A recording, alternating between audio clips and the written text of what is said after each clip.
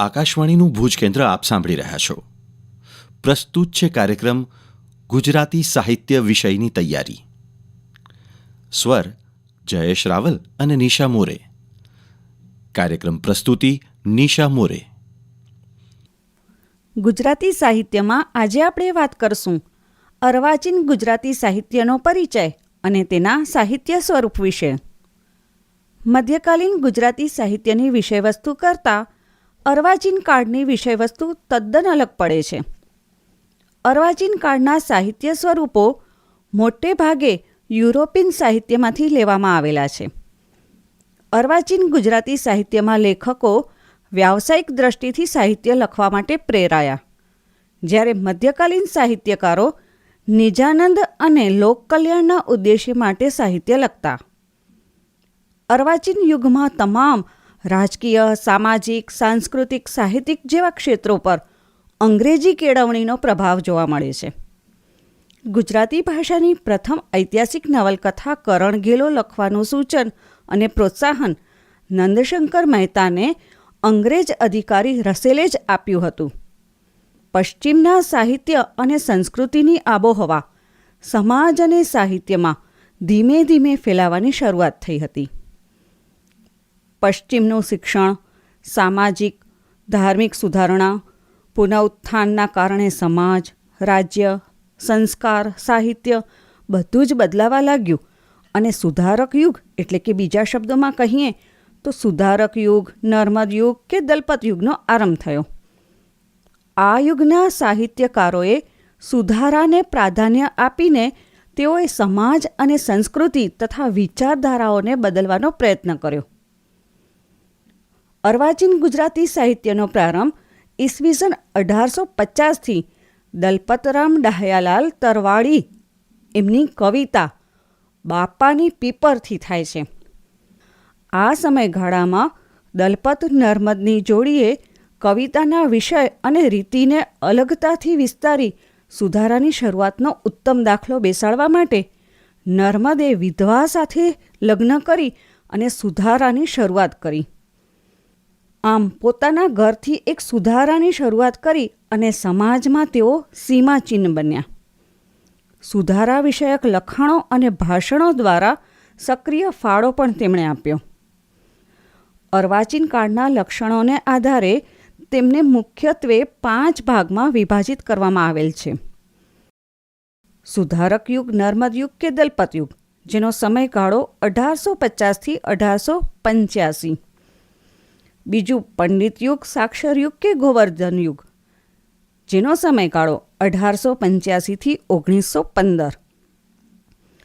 ત્રીજો યુગ ગાંધી યુગ અથવા તો મોહન યુગ, જેનો સમયગાળો 1915થી 1940 સુધીનો. ચોથો યુગ અનુગાંધી યુગ, જેનો સમય 1940થી 1960.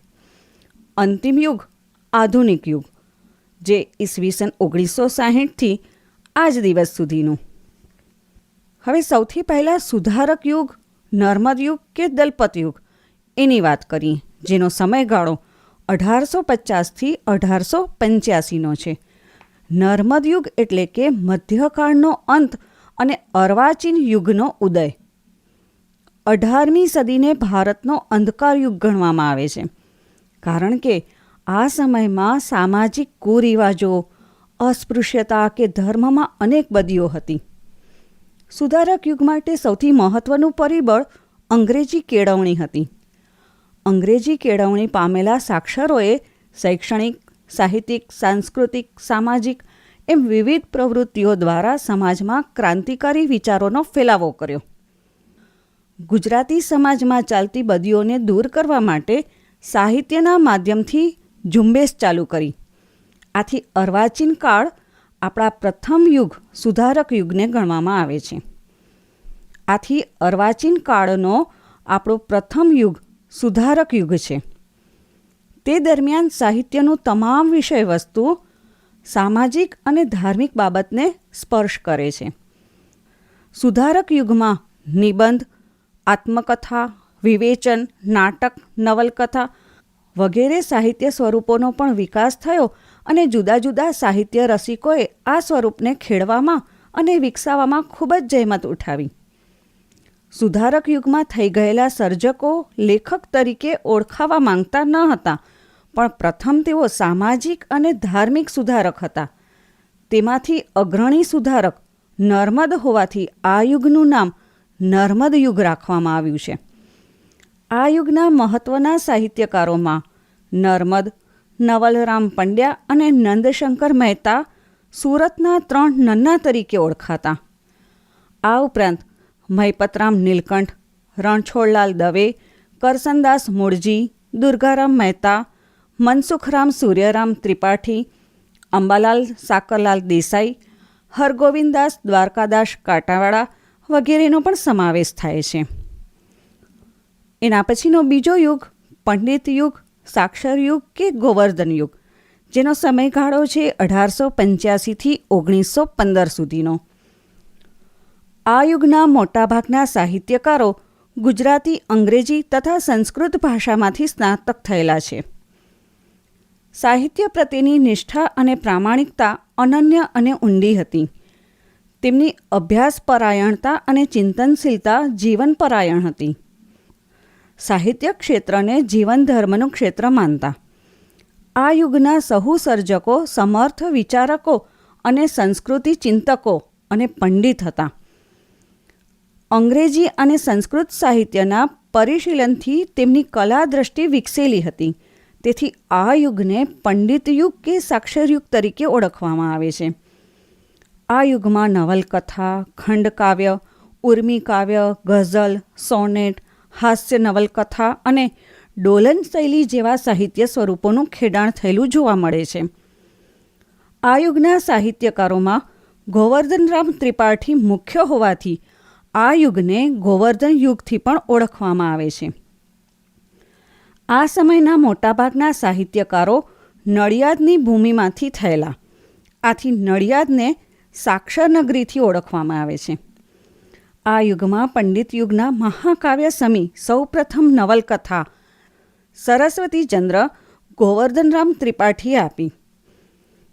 અર્વાચીન ગુજરાતી કવિતાની ગંગોત્રી કહેવાતા સૌપ્રથમ ઉર્મિકાવ્ય કુસુમમાળા નરસિંહરાવ દિવેટિયાએ આપી. ગુજરાતી ભાષાની સૌપ્રથમ હાસ્યકથા ભદ્રંભદ્ર તેમજ રંગમંચની દ્રષ્ટિએ ગુજરાતી સાહિત્યનું પ્રથમ નાટક રાઈનો પર્વત રમણભાઈ નીલકંઠે આપ્યું. કાંતે પૂર્વાલાપ નામનો કાવ્યસંગ્રહ આપ્યો. તેમજ ડોલન શૈલીના જનક એવા નાનાલાલે જયાજયંત અને ઇન્દુકુમાર જેવા નાટકો આપ્યા. આ યુગના મહત્ત્વના સાહિત્યકારોમાં ગોવર્ધનરામ ત્રિપાઠી, બાલાશંકર કંથારિયા, નરસિંહરામ દિવેટિયા, રમણભાઈ નીલકંઠ, કાંત, કેશવ હર્ષદ ધ્રુવ, બળવંતરાય કલ્યાણજી ઠાકોર, કલાપી, મણિભાઈ નભુભાઈ દ્વિવેદી, નાનાલાલ, અરદેશર ખબરદાર, બોટાદકર વગેરેનો સમાવેશ થાય છે. પંડિત યુગના લેખકોને લાગ્યું કે આપણા સમાજ જીવનમાં બધું જ ખરાબ નથી અને પશ્ચિમનું બધું જ સારું નથી. તેઓએ બંને સંસ્કૃતિનો સમન્વય સાધ્યો. આથી પંડિત યુગને કેટલાક સમન્વય યુગ તરીકે પણ ઓળખે છે. આજે આપણે અર્વાચીન ગુજરાતી સાહિત્યનો પરિચય અને તેના સાહિત્ય સ્વરૂપ વિશે માહિતી મેળવી. તેમાં 5 યુગ, તેના સમયગાળા સાથે આપણે જેમાંથી 2 યુગ સુધારક યુગ, નર્મદ યુગ કે દલપત યુગ ત્રણેય એક જ છે. ત્રણેય અલગ અલગ નામથી ઓળખાય છે. સુધારક યુગ કહો, નર્મદ યુગ કહો કે દલપત યુગ, જેનો સમયગાળો 1850થી 1885, અને બીજો યુગ પંડિત યુગ કહો, સાક્ષર યુગ કહો કે ગોવર્ધન યુગ કહો, જેનો સમયગાળો 1885થી 1915 સુધીનો છે. તો આ 2 આપણે પ્રકાર આજે જાણ્યા. બાકીના 3 પ્રકાર એટલે કે ગાંધી યુગ અથવા મોહન યુગ, ચોથો પ્રકાર અનુગાંધી યુગ અને 5મો પ્રકાર આધુનિક યુગ, આના વિશે આપણે આવતા એપિસોડમાં વાત કરશું. તો આપને આ કાર્યક્રમ કેવો લાગ્યો એ અમને અમારા આકાશવાણીના વોટ્સઅપ નંબર ઉપર જરૂરથી જણાવશો. આપ સાંભળી રહ્યા હતા કાર્યક્રમ ગુજરાતી સાહિત્ય વિષયની તૈયારી. સ્વર જયેશ રાવલ અને નિશા મોરે. કાર્યક્રમ પ્રસ્તુતિ નિશા મોરે. કાર્યક્રમનું પ્રસારણ આકાશવાણીના ભુજ કેન્દ્ર પરથી કરવામાં આવ્યું.